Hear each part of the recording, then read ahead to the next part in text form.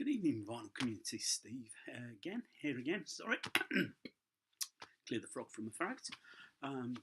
Here's another collection of recent purchases. Slightly different this time because these were purchased. These are new pressings I've purchased from HMV over the past few weeks. They've had a sale on, and so they were discounted. So the most I paid for a particular record was £12.99.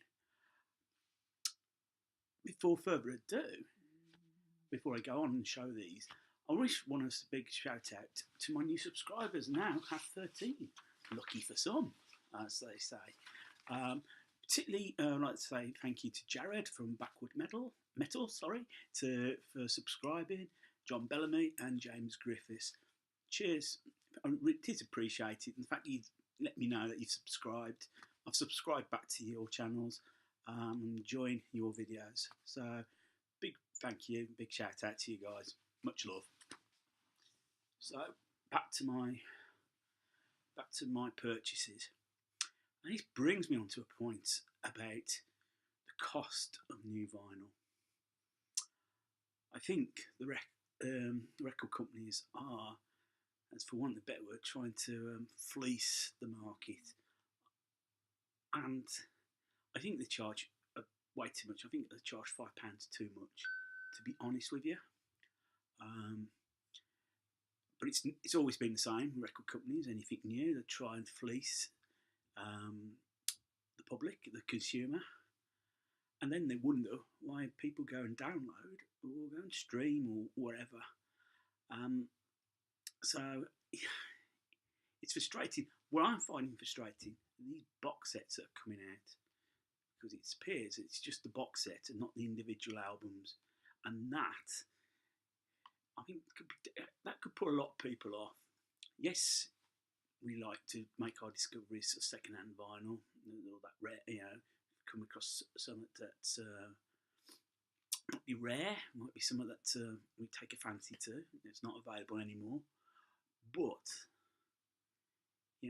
people, especially if they've just brought their first record player, want to buy something. Might want to buy something new, and that's why they'll drift off to 100, 300 quid for a box set, or maybe £200 for a box set of LPs, repressings, maybe in mono or whatever. That's a lot of money, and there's a lot of product being put out, and people's pockets aren't deep. Mine aren't coming up to Christmas, I'll be honest. It'll be down the pound bins. So, I'm a bit concerned with this, that the market might fall away. Saying that, I can't grumble, because they were in a sale. As I said, the price ranged from £9 to £12.99. So, without further ado, I'll show you what I purchased.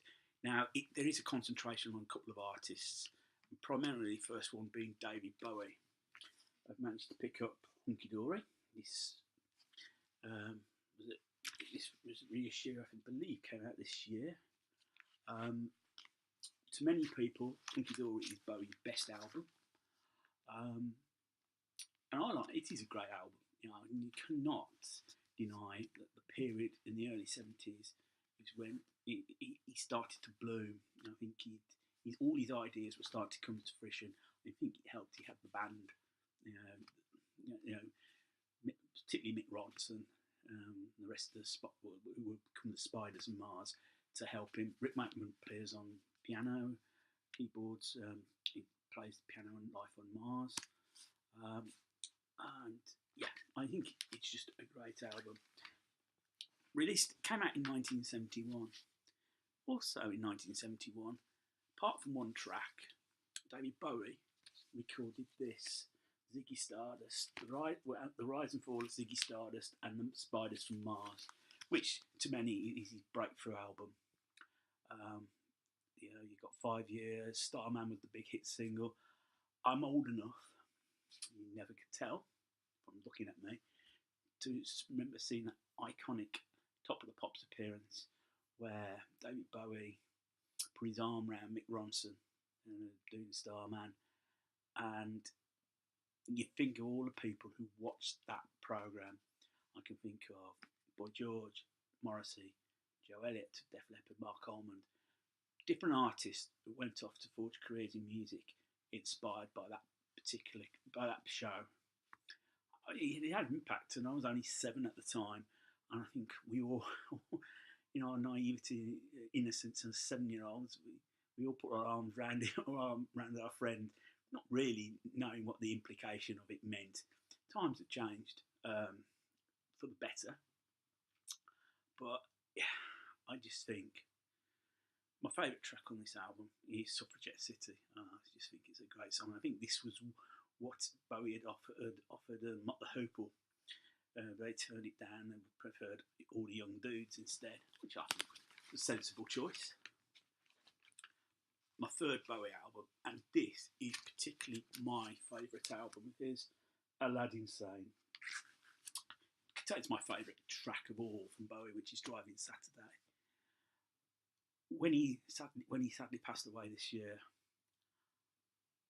the track that came into my head, really on hearing that in the news, was The Prettiest Star, the second track on side 2. And I got the notification from my phone.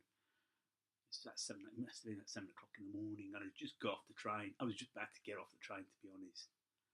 And to be quite honest, that was such a sad day. And I remember saying to someone at work, I had never felt so sad since my mum died. And thinking about it, might have been a bit of a crass statement, but I genuinely felt that. I think a light had gone out of people's lives, and I remember just looking up, thinking, "There's a new star in the sky, and the prettiest star in the sky." Thinking it was David Bowie. It took me quite a few months before I could get myself around to listening to him. What I like about these reissues is you get your record, which is supposed to replicate the old orange RCA label, which says Bowie. It's issued out as on Parlophone. You get your inner sleeve, which would have been out at around the same time. Or even better, I can find it. But I've got this little poster. It. You open it up, and you too can join the David Bowie fan club. 55 pence to you. So it really replicates the original packing. And obviously, when I open it up, you've got Justice in his all his glory there. So put this back in, and I'm glad I picked these up, because I think if I tried to find original copies, it would cost me an arm and a leg, to be quite honest. There's only so much money I have. One that cost me $9.99, Clash. Give them enough rope. I think the first Clash song I really listened to was Tommy Gun. Now that was put forward to a school friend at the time, and the first Clash record I got was the English Civil War, which was on a EP. English Civil War. No, yes, it wasn't an EP. I'm thinking of the EP that came afterwards. Yeah. So the English Civil War was the first single I ever brought.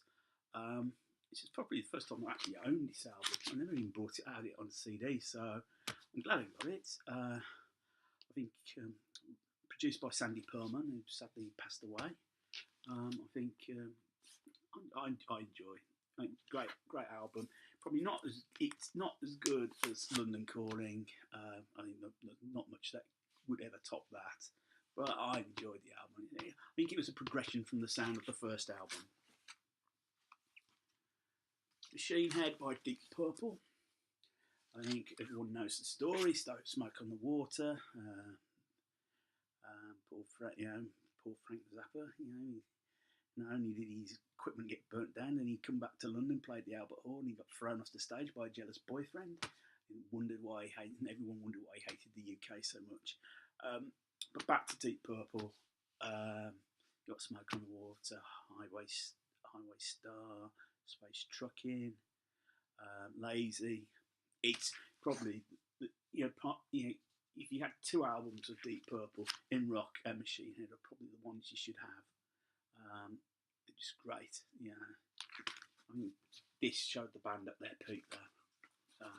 So I was happy to have that. It came out. It's on the Purple label on this. Then coming up, a couple of Led Zeppelins. The first debut album, I think, groundbreaking in all many respects.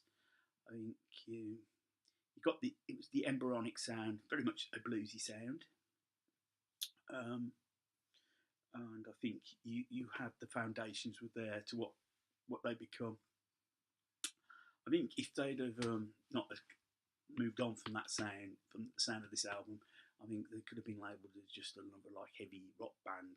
And I think what Zeppelin managed to do, particularly when you go from 3, 4, was to be brave enough to incorporate other influences.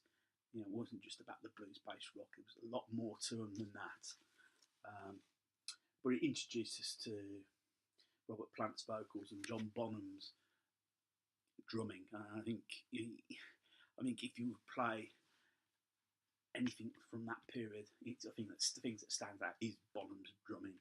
It's so much more powerful than anything that had been recorded at that time. It's a game changer. His performance was a game changer, I believe. Favourite tracks on here, I love Communication Breakdown. I think Dazed and Confused, they're the standout tracks for me. I think if any rock fan, it's an essential album.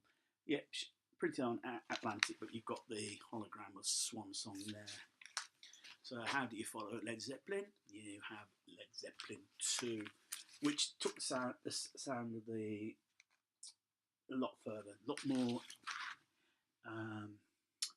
more to the sound. You got A Whole Lot of Love. Everyone knows it's in the UK. It was a number 2 hit in America. In the UK, Led Zeppelin stipulated that there were no singles to be released, and they stuck to that. Never had a hit single, and it probably helped them sell a lot more albums in the UK. I think it was a brave move at the time because you had singles. Bands survived on singles. You didn't make much money touring,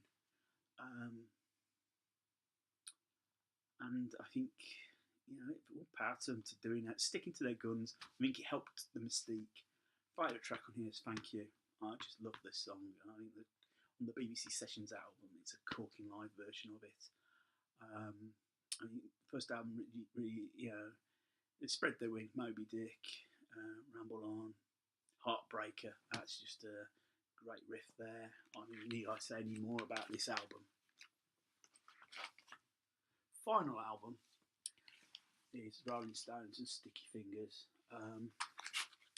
And with this reissue, there's no zip. I think you've just got it's right slap bang in their peak period. I think you go from Beggar's Banquet to Exile on Main Street, and I think the album records that the Stones put out is so strong. You've got Brown Sugar being a hit single, the number 1, but it was the last number 1 single they had in the UK. Wild Horses, again, I think one of my favourite Stones songs. It's just a classic record on the Rolling Stones label. I think if you had, it's a toss-up which is their best album. I would actually go for this over Exile. I think I just love this album. Particularly, it had brought the downloaded Super edition where it had so many live recordings as well that backed this up.